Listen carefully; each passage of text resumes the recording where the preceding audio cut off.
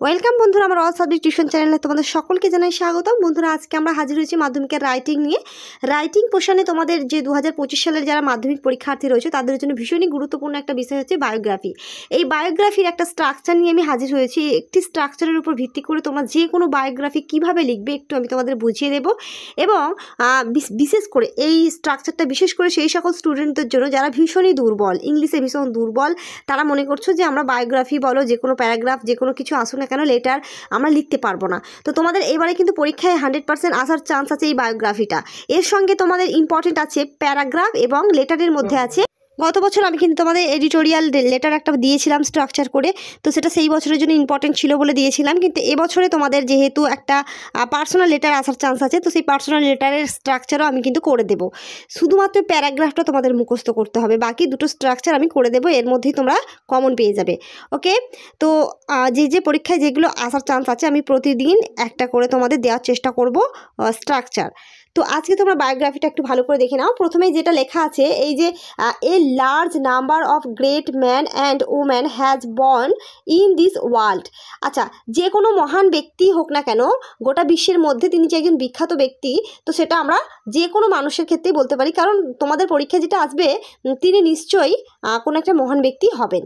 ঠিক আছে, তো প্রথমের এই লাইনটা তোমরা হুবহু এক লিখবে। তারপর নাম, এই যে নাম বাংলায় লেখা আছে, এখানে তোমরা যে মানে যদি বলা হয় রবীন্দ্রনাথ ঠাকুর সম্বন্ধে লিখতে বলা হয়, তাহলে এখানে রবীন্দ্রনাথ টেগর যেটা নাম সেখানে থাকবে সেটা তোমরা দেখে দেখে বানান করে লিখে দেবে। ইজ ওয়ান অফ দেম, ঠিক আছে, রবীন্দ্রনাথ ঠাকুর হলেন তাদের মধ্যে একজন।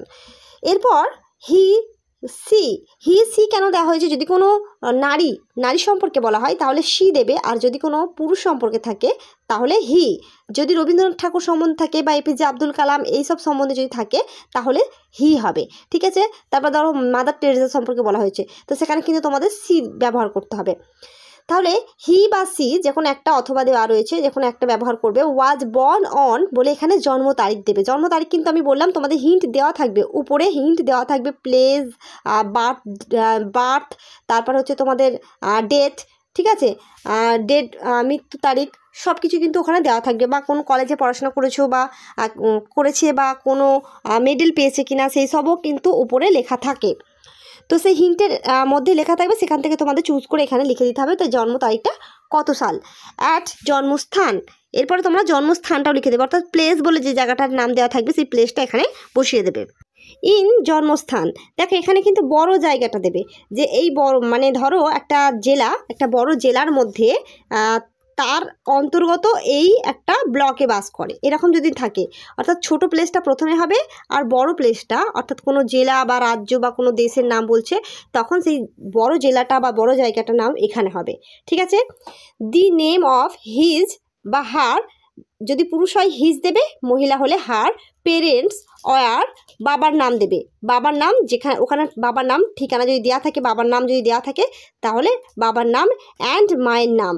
হি সি টুক, হি কোথায় ব্যবহার করতে হবে, সি কোথায় ব্যবহার করতে হবে জানো তোমরা? টুক হিজ হার, এখানে পুরুষের ক্ষেত্রে হিজ, মহিলার ক্ষেত্রে হার।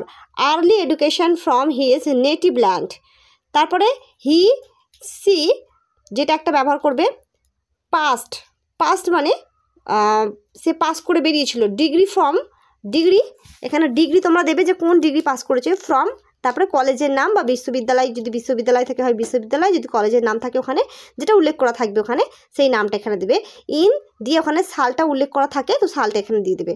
হি সি ওয়াজ এ বা অ্যান দিয়ে পেশা, তার পেশা কী ছিল সেটা দিয়ে দেবে। He she worked for people, এতটুকু তোমরা সেম টু সেম লিখে দেবে। এরপর লিখবে হি বা সি দিয়ে রোড, অর্থাৎ সে কী কী লিখেছিল। বই, বই, বই, অর্থাৎ ইটিসি শেষে দেওয়া রয়েছে। দেখো একাধিক বই তো তার লেখার একাধিক বই থাকতে পারে, গ্রন্থ, তো সেই বইগুলো হিন্টে যেখানে যে বইগুলো লেখা থাকবে সবগুলো এখানে তুলে দেবে। তুলে দিয়ে কমা দিয়ে তুলে দিয়ে শেষে ইটিসি অর্থাৎ ইত্যাদি, এছাড়াও আরও কিছু আছে বলে এইভাবে লিখে দেবে। তারপরে হি সি রিসিভড দি বলে এবার সে কোনো পুরস্কার, সে যদি কোনো নোবেল পুরস্কার পেয়ে থাকে বা ইত্যাদি যে কোনো পুরস্কার পেয়ে থাকে ওখানে সেটা উল্লেখ থাকে, তো সেটা তোমরা এই পুরস্কারের জায়গায় লিখে দেবে। ইন দিয়ে সাল, কত সালে সেই পুরস্কারটা পেয়েছে সেই সালের তারিখটা এখানে দিয়ে দেবে। He she passed away on বলে এবার সে মানে কখন মারা গেলেন, কত সালে মারা গেলেন, সেটা এই মৃত্যুর তারিখ যেখানে দেওয়া রয়েছে এই তারিখটা লিখে দেবে এখানে। লেখার পর লেখা হয়ে গেলে শেষে তোমরা একটা পয়েন্ট করে একটা লিখে দেবে শেষে একদম, we are proud of him বা হার, যদি পুরুষ হয় হিম, মহিলা হলে হার, উই এভার রিমেম্বার হিম হার, এতটুকুই। এবার এতটুকু যদি তোমরা লিখে আসতে পারো তাহলে মোটামুটি তোমাদের কিন্তু শিক্ষকরা একটা স্ট্রাকচার দেখে সুন্দর কিন্তু একটা নাম্বার তোমাদের দেবেন। খালি লিখে আসার থেকে বা মুখস্থ তোমরা করলে হয়তো বা মুখস্থ হলো না, হাফ লিখে আসলেও সেই লেখার একটা যদি পূর্ণতা না পায় তাহলেও কিন্তু তোমরা নাম্বার পাবে না, কিন্তু এখানে একটা লেখা পূর্ণতা পাচ্ছে, তো তোমরা কিন্তু ভালো একটা মার্কস তুলে আসতে পারবে। ওকে, যদি ভিডিওটি একটু হেল্পফুল বলে মনে হয়ে থাকে তাহলে অতি অবশ্যই চ্যানেলটিকে সাবস্ক্রাইব করে পাশে থাকা বেল বাটনটি ক্লিক করে রাখতে ভুলবে না। ধন্যবাদ।